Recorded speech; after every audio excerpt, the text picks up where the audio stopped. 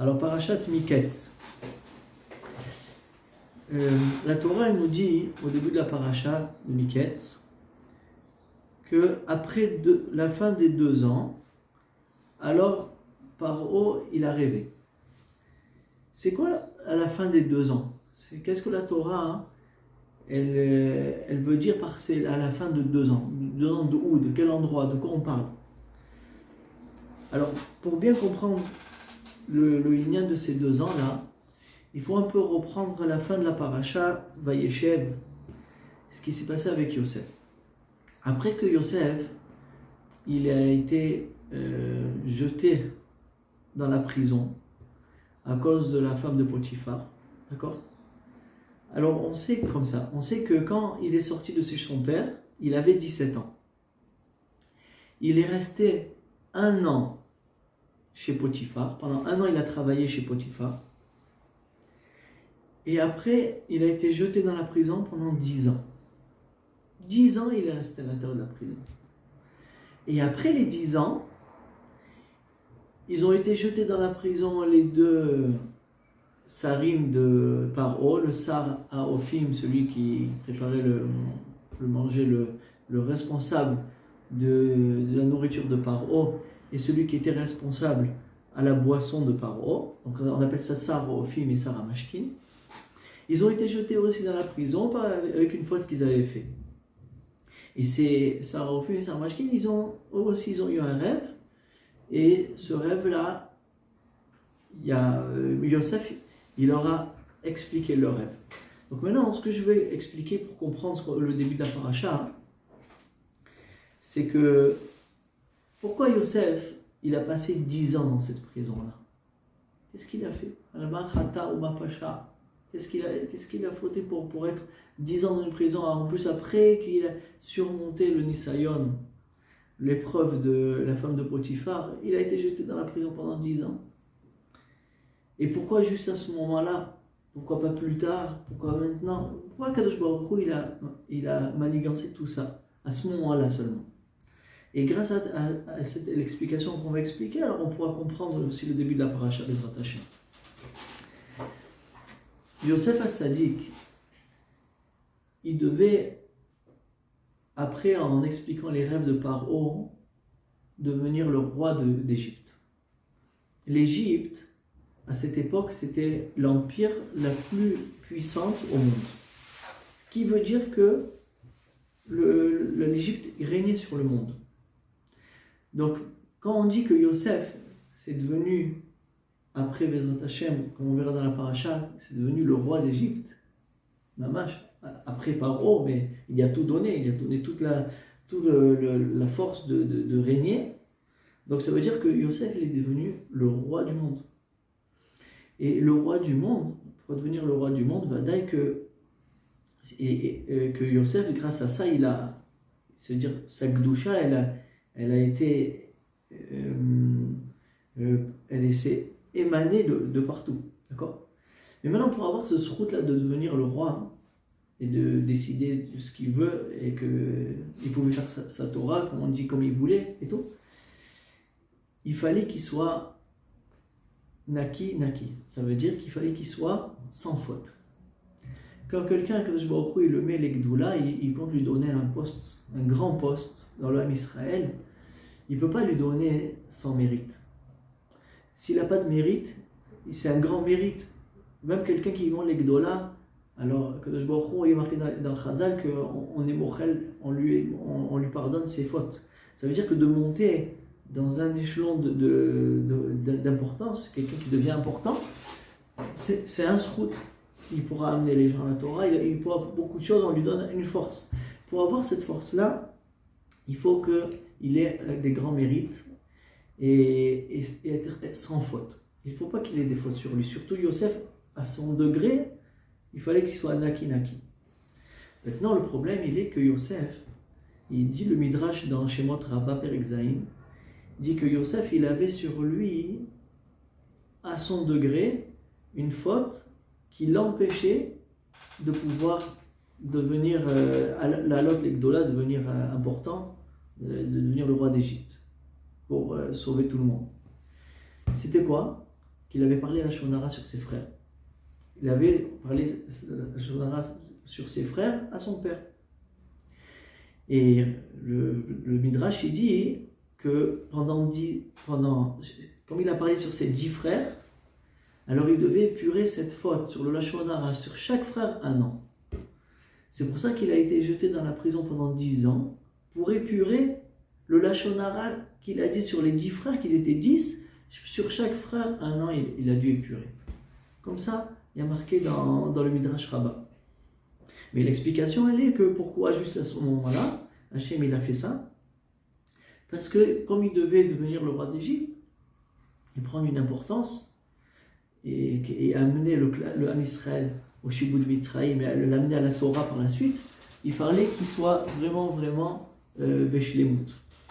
D'accord? Entier dans sa Torah et Mitzvot, qu'il n'y ait pas de faille. Et là, dans ce Lashon Hara, ça empêchait la possibilité de grandir. Une autre raison aussi qui est marquée dans Chazal, dans Pirkei de Rabbi Eliezer, c'est marqué pourquoi il a passé 10 ans dans la prison. Il dit parce que quand Madame Potiphar, elle a voulu faire la Avera avec Yosef, alors Yosef, il s'est retenu, il n'a pas fait la Avera avec elle. D'ailleurs, il a marqué qu'il a mis ses ongles comme ça, il a appuyé sur ses ongles. Et pourquoi? Vous allez comprendre. Pour enlever la tentation qu'il avait. Quand quelqu'un il appuie sur ses ongles, il nous dit Chazal, il perd la force de la tentation, de la Avera. Et Yosef, lui, quand il a essayé d'être Midgaber sur sa tentation avec la chef Potiphar, qu'elle a madoué, c'était surhumain ce qu'il a fait, mais quand même, dans Pirkei de Rabbi Eliezer, il y a marqué qu'il y a 10 gouttes de Kéri qui sont tombées de lui. 10 gouttes. Ces 10 gouttes-là, par rapport au degré de Yosef, de Gdoucha qu'il était, c'était considéré comme une avéra. Est-ce qu'il aurait pu les éviter? Ça n'irait. Donc, ces 10 gouttes de Kéri, il fallait les épurer. C'est-à-dire, pour lui, c'était une avéra. Et donc, il a passé 10 ans de sa vie dans la prison pour chaque goutte. Mais en vrai, c'est encore plus fort que ça. Parce que Chazal, ils disent que de Yosef, il aurait dû sortir 12 tribus aussi. Comme il y a marqué, et les Toldot, Yaakov, Yosef. C'est quoi? Comme on a dit au parachat Vayeshev. Et les Toldot, Yaakov, Yosef. Voici les Toldot, la descendance de Yaakov, c'est Yosef. Tout ce qui est arrivé à Yaakov, ça arrive à Yosef. Et normalement, comme Yaakov il a eu 12 enfants, alors aussi Yosef il aurait dû avoir 12 enfants. Mais comme maintenant il a perdu ces 12 gouttes-là de Kéri, donc il a perdu 10 enfants. Et il lui restait plus que 2, Ephraïm ou Ménaché. Donc c'est les 2 qui lui restent. C'est pour ça que Yosef il a que 2 enfants. Parce que dans leur darga, dans le degré de Yosef, ces 10 gouttes-là, ils étaient très goralites. Ça veut dire dommage que il devait amener quelque chose de très chachouf dans le Ham Israël, et à cause de ça, il a perdu. Donc pour être mitkaper de ça, il devait passer 10 ans dans la prison. Après les 10 ans, il devait sortir. Ça y est, maintenant il a épuré ses fautes pendant 10 ans. Il devait sortir de la prison. Qu'est-ce qu'il a fait à Shamid Barar? Il a fait que le Sarah, Mashkin et Sarahofim, les deux, le boulanger et celui qui donne les boissons, ils ont fait une faute devant Paro, et Paro les a jetés juste dans la prison de Yosef. Et Hachem, il les a fait rêver. Maintenant, on sait que le boulanger, lui, Yosef, il lui a expliqué que son rêve, c'était d'être pendu, donc il s'est fait pendre.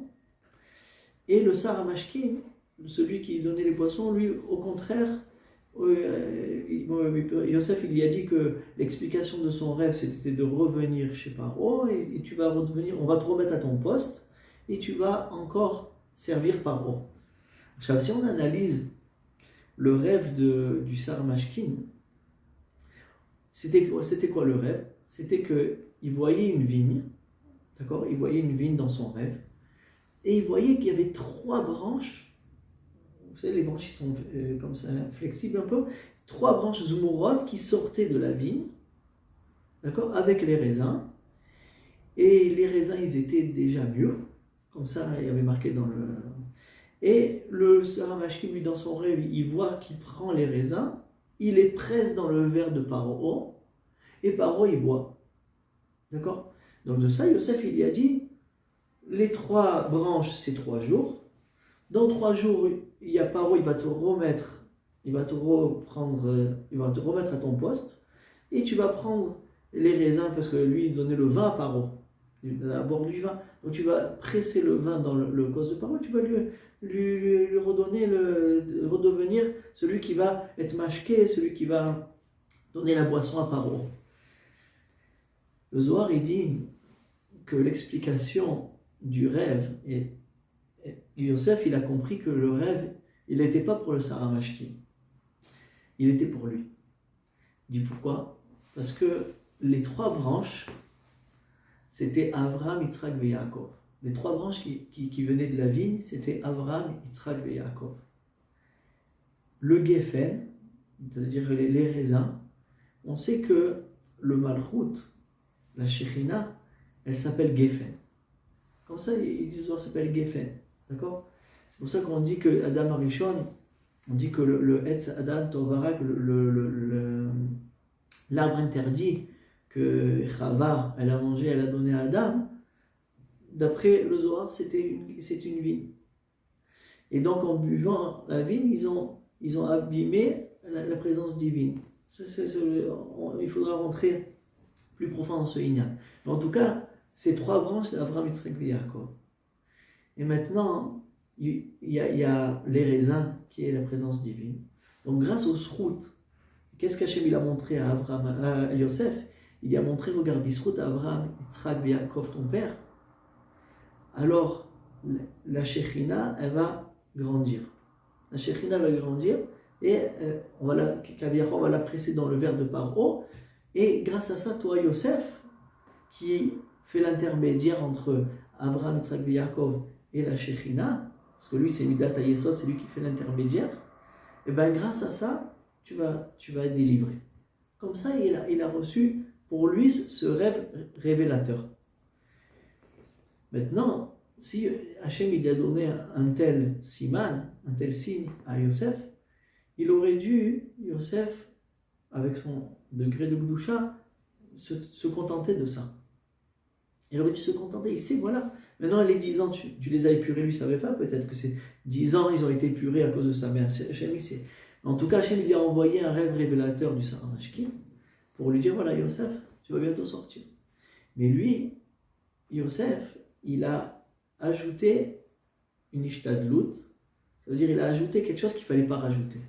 Il a dit au Saramashkin, comme ça il nous explique Rachid, il a dit au Saramashkin, regarde, quand tu vas revenir servir Paro, essaye de dire à Paro qu'il y a un Yosef qui se trouve dans la prison et qu'il n'a rien fait. Et qu'il n'a rien fait, j'ai pas fauté, j'ai fauté contre personne.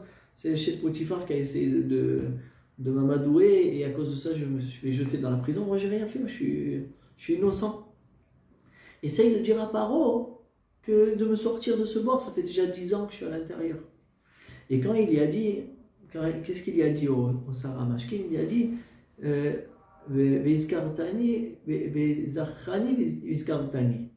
il a dit 2 fois, rappelle-toi de moi. Comme il a dit 2 fois, rappelle-toi de moi, il dit le Mesilat Yesharim, que selon la darga de Yosef, ces 2 mots, ils étaient en plus. Arrête, tu as déjà reçu le signe d'Hachem que tu vas sortir. Pourquoi tu te sers d'un Égyptien, du Saramashkin, et après tu vas faire comme si c'était le Saramashkin qui t'a fait sortir. C'est une ishtadlut qui va être un chilul Hachem, Kaviyachol. Que maintenant on va dire que c'est le Saramashkin qui t'a fait sortir, alors que c'est moi, Hachem Yitbarach, que j'ai tout manigancé, que tu passes 10 ans dans la prison pour épurer tes fautes. Et maintenant je vais te faire devenir le Melech. Tu vas devenir le roi en expliquant à Paro tous ces rêves. Et maintenant, en mettant ton bitachon sur le Saramashkin, alors maintenant ça va être un chilul Hachem de dire c'est grâce au Saramashkin parce qu'il a dit à Paro que Yosef il est dans le bord, alors on t'a fait sortir. Et bien à cause de ça, comme tu as dit 2 mots en plus, qu'ils n'étaient pas à leur place, tu vas passer encore 2 ans dans la prison. C'est comme ça, il explique Rachi à la fin de Parashat Vayeshev. À cause de ces 2 mots-là, il a passé 2 ans en plus. Donc à part les 10 ans qu'il devait épurer ses fautes, maintenant il devait aussi épurer les 2 mots en plus qu'il a dit au Sarah Mashkin. C'est pour ça qu'il est resté 2 ans en plus. Et c'est ça que la paracha elle commence. Vaïm miketz nataim yamim. Après les 2 ans, Paro il a rêvé. En vrai, Paro il devait rêver 2 ans avant. Et Joseph il serait sorti. Le Sarah Mashkin il aurait dit à Paro, moi, je connais quelqu'un qui est dans la prison, qui sait ouvrir les rêves, qui sait expliquer les rêves, et il serait sorti. Sans que Yosef avait besoin de lui dire, rappelle-toi de moi. D'accord? Mais comme il a dit ces 2 mots, il devait maintenant épurer pour devenir le roi, comme on l'a dit, arriver à un grand degré, il faut être propre, entièrement propre. Alors maintenant, il avait encore ces 2 mots en plus à son degré qui était une certaine avéra pour lui. Donc c'est pour ça que le paracha il nous dit, après les 2 ans, hein, qu'il a épuré les 2 mots en plus qu'il a dit, alors Paro il a commencé à rêver. Mais en vrai, Paro il aurait dû rêver 2 ans avant. D'accord? Ça c'est la première partie de la paracha que je voulais expliquer. Après, Paro il a rêvé. Alors, le rêve de Paro, je vais le dire en vitesse, c'est qu'il a rêvé qu'il y avait 7 vaches, Sheva Parot, qui sortent du Nil, du Nilus. Ils sortent et les premières 7 vaches qui sont sorties, c'était des vaches bien portantes, belles, qui paraissaient très très bien. Et après, il est sorti aussi du Nilus, du Nil, encore 7 autres, mais c'était 7 vaches très maigres, un vache qui semblait ras, qui semblait un vache pas en forme, pas du tout, pas l'obriote, raote, comme ça il y a marqué. Et à quel écart que Paro dit j'en ai jamais vu aussi maigre dans toute l'Égypte. Donc c'était mamache, ils n'étaient pas briotes. Et les 7 vaches qui étaient maigres,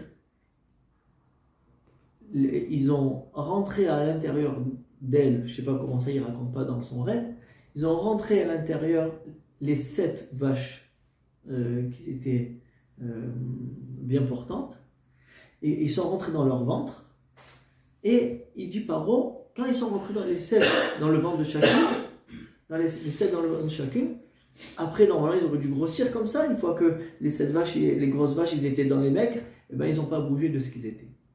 Ça, c'était le premier rêve. Deuxième rêve qu'il a rêvé, c'était 7 chibolines, d'accord, 7 tiges de blé, qui étaient bien portantes. Après, et ça, ils sont sortis de la terre, ceux-là. Les 7 premières, ils sont sortis de la terre. Les 7 tiges, ils sont sortis de la terre, pas du Nil. Et après, il y a eu 7 autres qui sont sortis, qui semblaient pas belles, ils étaient maigres, ils étaient pas... Et aussi, les 7 maigres, ils ont mangé, ils ont rentré en eux-mêmes les 7 tiges qui étaient bien portantes. Et aussi, Paro il dit, on remarquait même pas que les 7 bonnes tiges, ils sont rentrés dans les 7 tiges maigres. Ça, c'était le rêve de Paro. Alors, il faut comprendre, c'est vrai qu'après Yosef, il va expliquer à Paro que les 7 vaches, c'est 7 années. 7 années. Les tiges et les vaches, c'est le même rêve, comme ça il y a dit. Les 7 vaches, qui étaient bien portantes, c'était 7 années d'abondance qu'il va avoir en Égypte. Et les 7 maigres, ça sera après les 7 années d'abondance, il y aura 7 années de famine. Et pendant les 7 années de famine, on va oublier complètement les 7 bonnes années d'abondance. Alors il faut comprendre ici, il y a marqué dans le Zohar que Akadosh Baruch Hu, il envoie même des fois à des rois qui sont rachats, d'accord? Il leur envoie des rêves révélateurs. Parce que, étant donné que le roi, de l'endroit, c'est lui qui gère son peuple, alors au-dessus de lui, il y a toujours, comme on avait déjà mentionné plusieurs fois, que chaque nation elle a son ange qui le gère. Donc, étant donné que le roi, c'est lui qui gère tout le monde, alors il est en direct avec son ange. Donc Hachem, en fait, il envoie par l'intermédiaire de l'ange d'Égypte, il envoie par haut un rêve révélateur. Maintenant, dans ce rêve révélateur-là, qui était névoué, qui était une certaine prophétie, on peut dire, pourquoi Hachem il a envoyé à Paro de rêver sept parottes, 7 vaches, 7 autres vaches? Pourquoi ce 7 il revient à chaque fois? 7 vaches maigres, 7 vaches bien portantes, 7 vaches maigres, 7 tiges bien portantes, 7 tiges maigres, et après il expliquait 7 ans et 7 ans. C'est quoi ce chiffre 7 là? Qu'est-ce que ça vient dire? Ça, c'est la première question que je veux qu'on explique. Après aussi, pourquoi les vaches, eux, ils sont sortis du Nil, alors que les tiges, ils sont sortis de la terre? Ça aussi, il faut comprendre. Arrête, de toute façon, des vaches, ça ne sort pas du Nil. Une vache, ça ne peut pas sortir du Nil. Alors aussi, les tiges auraient pu sortir du Nil. Eh bien non, dans son rêve, il a vu que les parottes, les vaches, ils sont sortis du Nil, et les tiges, ils sont sortis de la terre. Pourquoi Hachem, il a fait ce rêve révélateur de cette façon-là? Donc, on va comprendre les Hachem. Ici, il y a Rabbi Yosef Karo. Rabbi Yosef Karo, vous savez que c'était celui qui a écrit le Shulchan Aruch. D'accord? Le Beit Yosef et le Shulchan Aruch, c'est le décisionnaire du Ham Israël. Lui, il était tellement kadosh qu'il étudiait avec un ange. Un malach, tous les jours qu'il venait, il avait derrière celui qui va à Tzfat, il peut voir, il y a une pièce comme ça, il y a marqué là-bas, le Rabbi Yosef Karo, il étudiait avec l'ange. Et maintenant, de tout ce qu'il étudiait avec l'ange, il a écrit un livre qui s'appelle Magid Mesharim. Magid Mesharim, c'est un livre qu'on peut acheter aujourd'hui. Et là-bas, j'ai vu, Messiat Alishmaya, des explications qui vont nous ouvrir les yeux, surtout le Inyan, ce qu'on a demandé. Il dit comme ça là-bas. Hachem, il a envoyé à Paro de rêver les 7 vaches. D'accord? Pourquoi des vaches? Parce que les 7 vaches bien portantes, c'était les 7 forces que le monde il est géré. Il y a, on va dire en mot Kabbalah, ça veut dire il y a 7 sphirot, Chesed, Gvura, Tiferet, Netzar, Od, Yesod, Malchut, qui sont 7, que Hachem il gère la force du monde du bien. Maintenant Hachem, pour que le monde il soit sous le libre arbitre, il a créé aussi 7 forces du mal. Comme il dit le Rabbi Nachman, Sheva to'avod belibor. Comme il y a marqué, comme il dit Shlomo HaMelech, Sheva to'avod belibor. Donc il y a 7 forces du mal. D'accord? Les 7 vaches bien portantes, c'est les 7 forces du bien qui amènent l'abondance dans le monde. C'est pour ça qu'ils étaient bien portants. Les 7 vaches qui étaient maigres, c'est les 7 forces du mal. Maintenant, Yosef il dit à Paro, regarde Paro ton rêve. Dans ton rêve, les vaches pas bonnes, bien portantes, ils vont manger les autres, vont rentrer en eux, les autres, et on ne va même pas les remarquer. Ça veut dire que les 7 forces de Gdusha, ils vont être complètement recouvertes, ils vont être tellement obscurcis par les 7 forces du mal. Et qu'est-ce que ça va causer? Alors, je vais vous expliquer ce que ça veut dire. Il dit le Magid Mesharim que si Yosef il n'avait pas pris les rênes de tout ça qu'on verra dans la suite de la paracha, et il y aurait eu les 7 années d'abondance, après il y aurait eu les 7 années de famine. Alors, si on analyse dans la paracha, après 2 ans, toute l'Égypte a été par terre. Plus personne n'avait à manger. Il n'y avait plus de quoi donner de la nourriture aux animaux. Rien. Il n'y avait plus rien en Égypte. Ils sont venus voir Yosef crier famine, famine, famine. C'était qu'après 2 ans, ça, même pas 2 ans. Imaginez que cette famine, elle aurait duré 7 ans. Toute l'Égypte serait morte.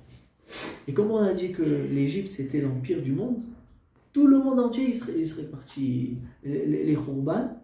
Ça veut dire que les 7 forces du mal, c'est ça qu'il lui dit Yosef à Paro, les 7 forces du mal, ils vont prendre ici le dessus.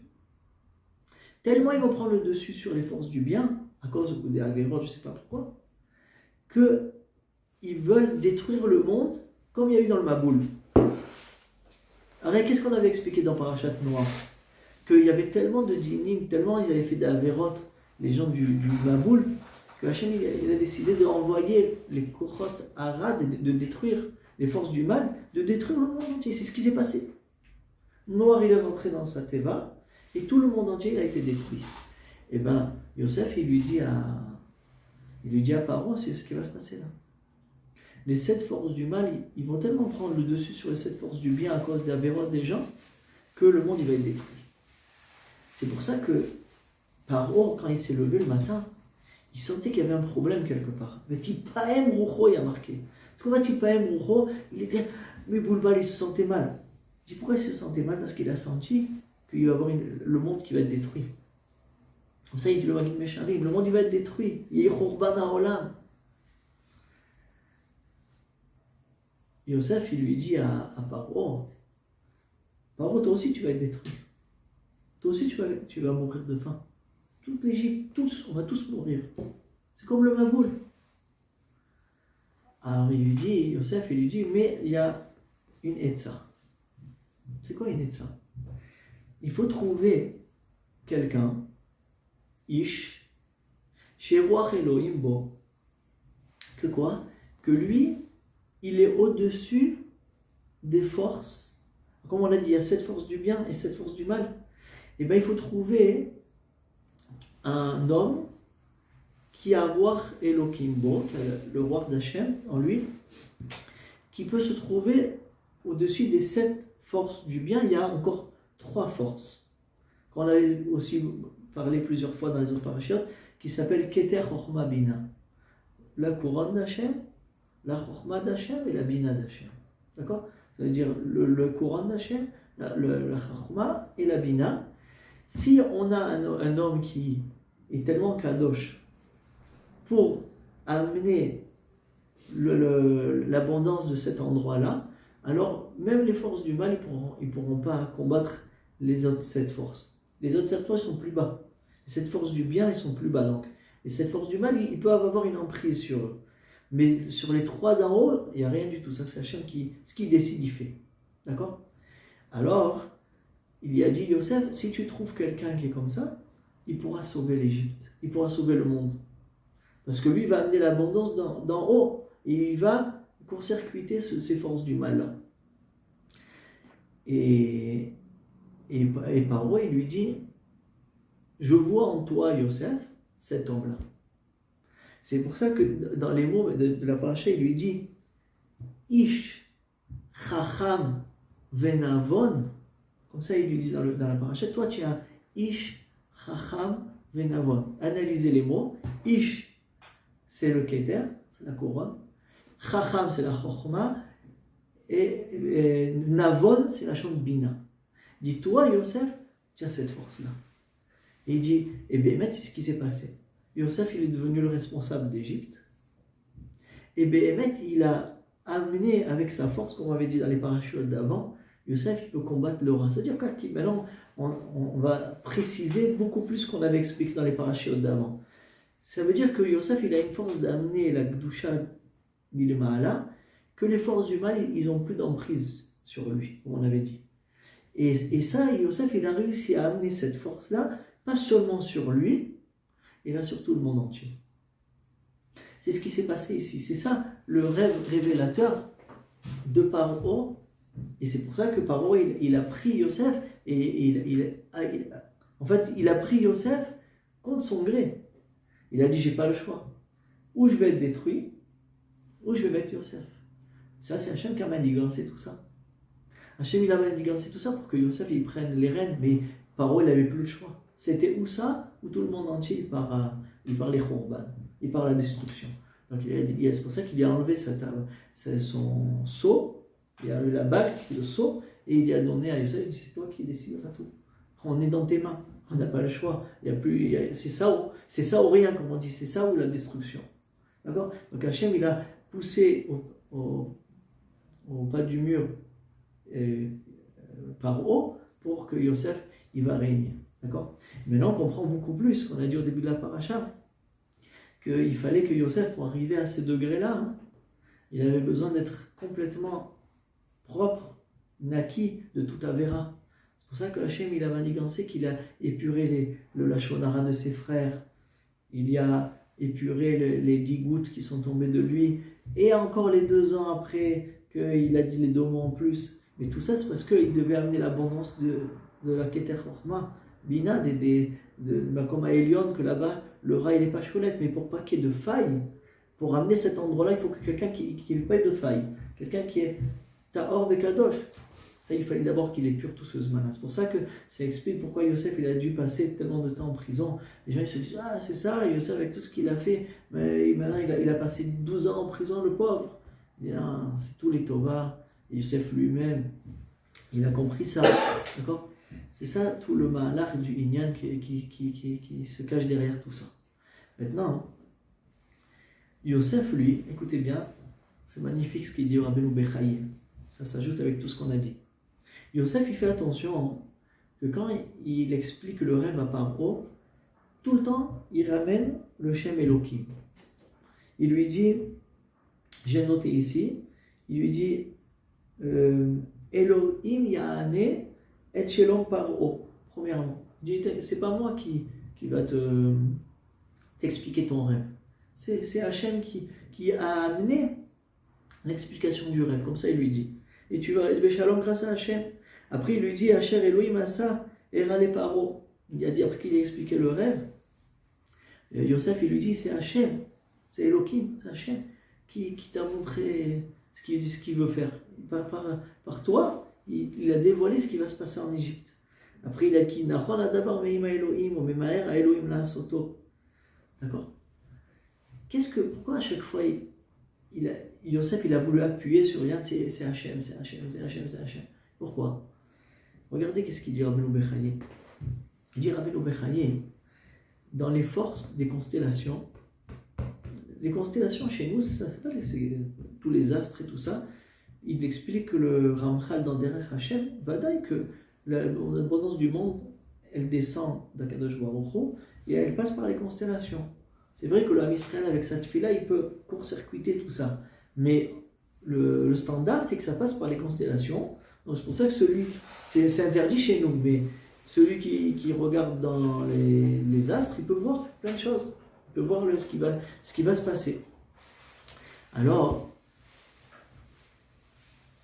Yosef, lui, il a eu peur que, en expliquant le rêve à Paro, alors c'est vrai que Paro, il va accepter. Mais Paro, il va dire, c'est mes astres. C'est mes astres qui ont dévoilé ça. C'est eux qui vont décider tout ce qu'ils vont décider. Alors, vas-y, je te mets toi responsable. Et pourquoi je dis ça? Parce qu'il dit le Sefer Yetzira qu'il y a 7 astres. Il y a 7 planètes, je sais pas, ou bien étoiles, on peut dire. Je vais vous le dire. Le Bechaye, il dit, il y a Shabtai, Tzedek, Ma'adim, Chama, Noga, Kocham, Levana. Il y a Bémet 7. Donc, lui, Yosef, il a eu peur que Paro, il pense que c'est ces 7 astres à lui, qu'il manigance tout ça et que maintenant il n'a pas le choix. Yosef, il a dit, oh là, faut pas que tu t'arrêtes au robinet. Quelqu'un, il croit que quand il ouvre le robinet et l'eau, elle sort, il dit, ah, c'est le robinet qui me donne l'eau. Il dit, non, non, non. Derrière le robinet, il y a toute la tachanat kor de la maïm, tachanat maïm, il y a toute l'épuration. Ça, c'est Hachem Idbar, il est derrière tout ça. Par les 7 astres, il amène. Pourquoi? Parce qu'il y a 7 forces de Gdusha. Par les 7 forces de Gdusha, il donne aux 7 Kochavim, aux 7 astres, et après il te donne à toi. Elohim, Elohim, Elohim. C'est vrai que Yosef, à chaque fois, il a ramené le Shem Elohim. Et il lui dit en plus, Yosef, il dit à Paro, regarde bien dans ton rêve. dans ton rêve, d'où ils sont sortis les vaches? Ils sont sortis du Yéhor, du Nilus, du Nil. Il dit maintenant, hein, le Nil, c'était le dieu d'Égypte. Il lui dit, sache que les 7 années d'abondance, c'est Hachem qui les donne. Il te les sort du Nil. Ça veut dire quoi? Ça veut dire que il savait que le monde, il est créé avec 4 forces. Première force, c'est le Esh, avec le feu, avec l'air, le roi. Après, tu as le Ma'im et Afar, l'eau et la terre. C'est les 4 composants qu'Hachem il a créé l'homme et tout le monde entier. D'accord? Maintenant, Hachem, Yosef, il dit à Paro, regarde, Hachem, pour te montrer qui règne dans tout le monde entier, les 2 composants les plus bas, c'est l'eau et la terre. Parce que le feu et l'air, ils sont beaucoup plus spirituels.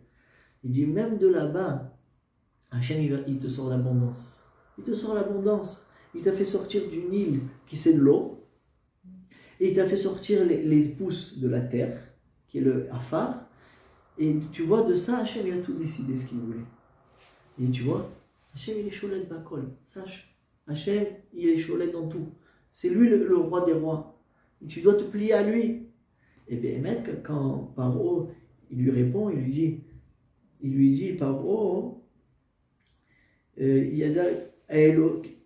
a dit,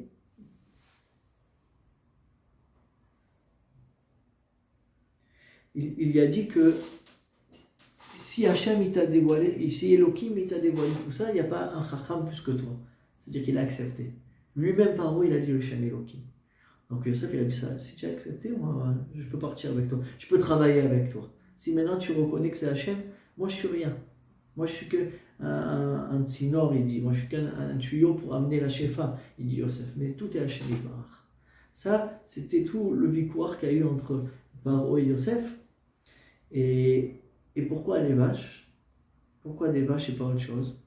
Alors on peut expliquer à Pshat Pachout que la vache, c'est elle qui laboure, c'est elle qui donne l'abondance. D'accord? C'est elle qui, grâce à elle, ça laboure, et c'est le taureau, ça laboure, ça amène. Mais on peut expliquer aussi que les parines, qu'est-ce qu'ils ont fait? La Vera égale à Zahav, le veau d'or.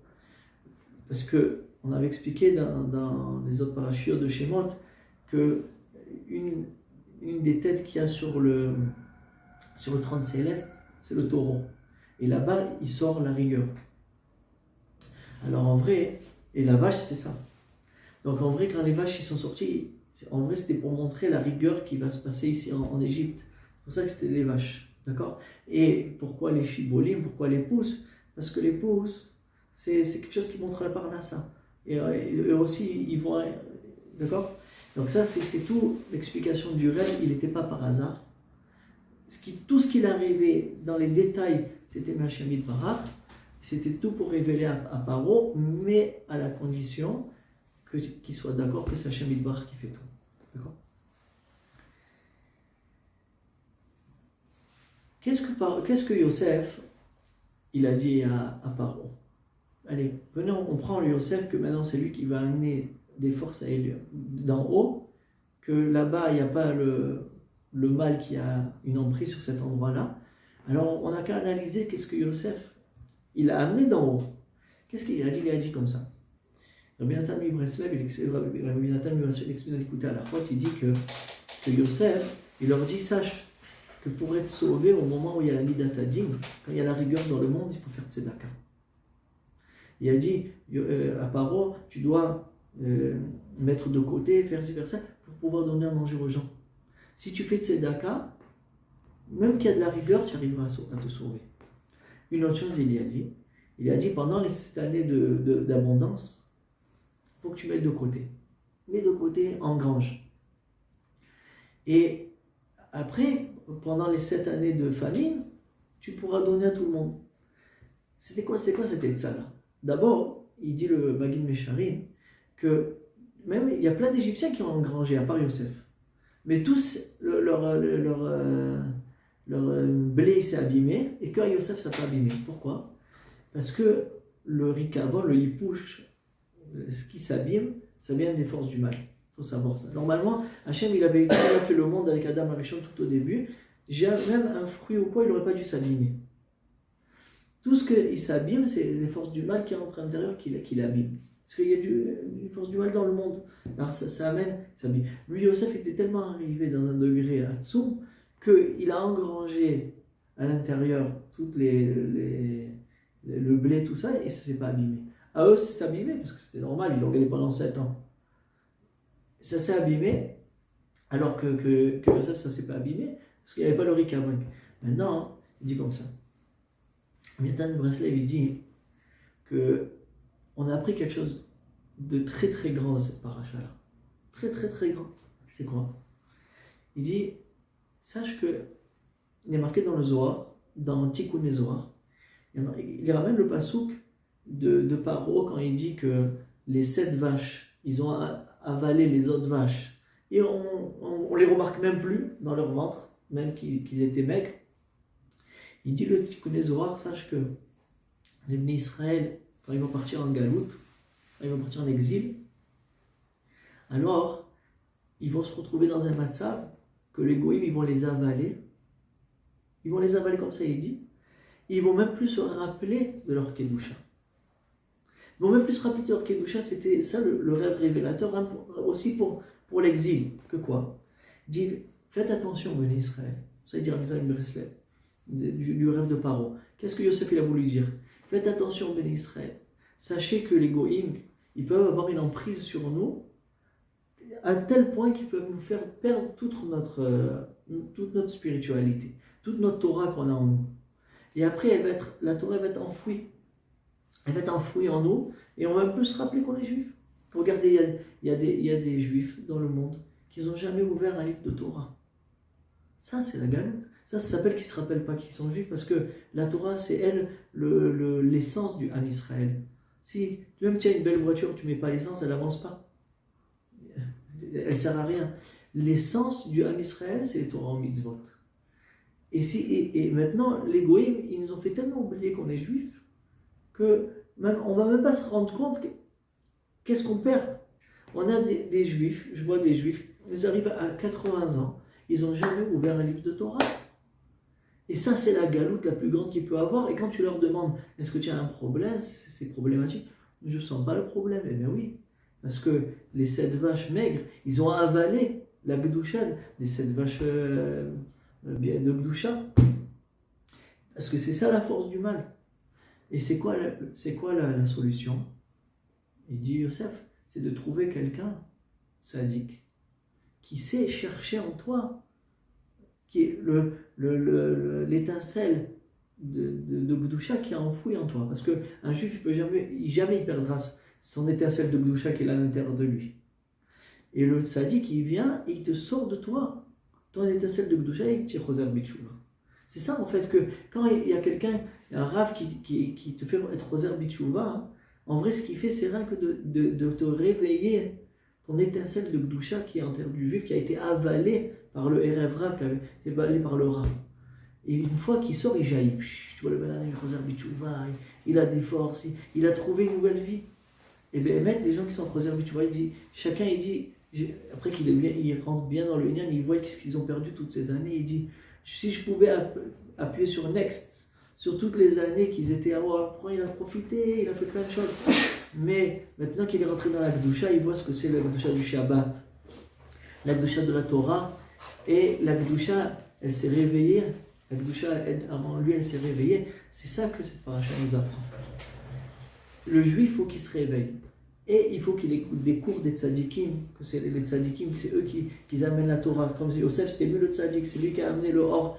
Mais le tzadik, quand il va parler, quand il va faire un cours, il va te réveiller sur ce qu'il te dit. En vrai, ce qu'il fait, c'est rien qui te réveille l'étincelle que tu as en toi. Parce que chaque juif, il a en lui cette étincelle de Gdusha.